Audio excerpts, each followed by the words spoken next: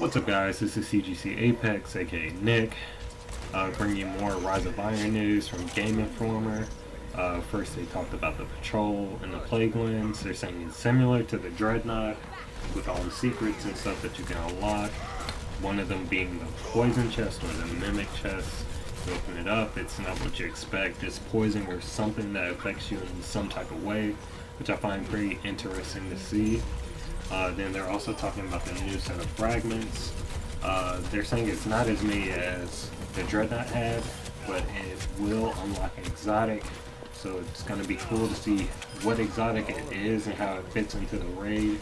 Because as you know, we got the Touch of Malice from the Dreadnought and the Taken King, and it goes kind of hand in hand with the raid now. So hopefully this exotic that we get will go towards the raid. They're also talking about how they're bringing back some more dead ghosts so you could raise your grimoire score. But one interesting thing that I found about the Plaguelands is they're talking about the new boss that kind of lingers around, the one that leaves those kind of red marks from cutting up all that iron that's laying around in the Plaguelands.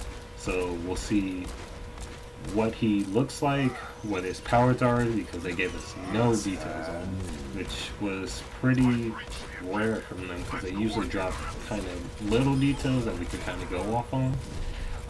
As far as the scenery goes, in the back there's a tower on fire. I'm guessing that's one of the old Rise of Iron buildings that got taken over by the Siva, and now it's just kind of abandoned on fire, left for dead basically.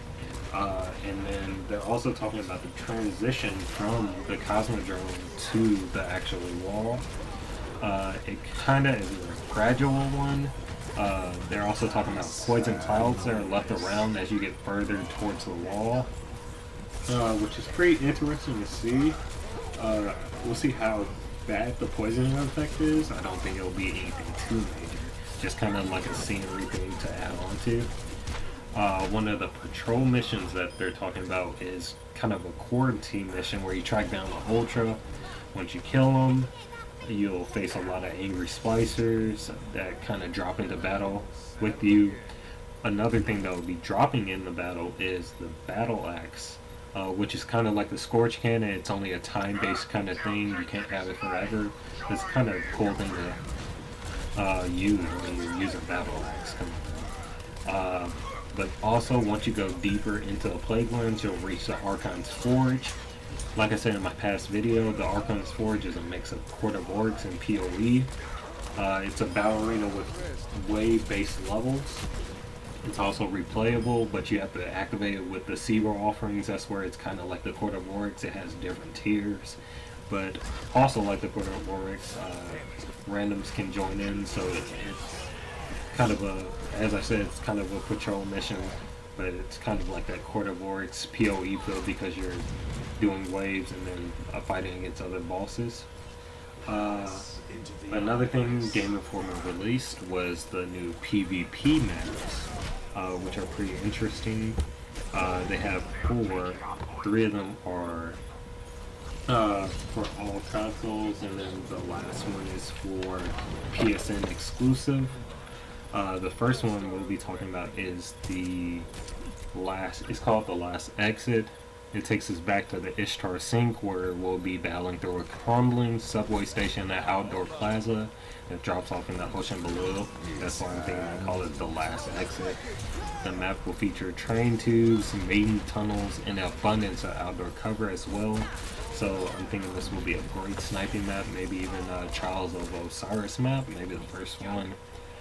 The next one, it's called The Floating Gardens, and it's Bungie's node to the environmental crowd of Vex Shrine, where the worn out units go to recycle themselves, so there's a lot of Vex lying around. You'll actually see in the background the waterfall of Vex kind of milk, or I guess their life source, flowing over a bridge that dominates the interior of the shrine, so I think that's a pretty cool map.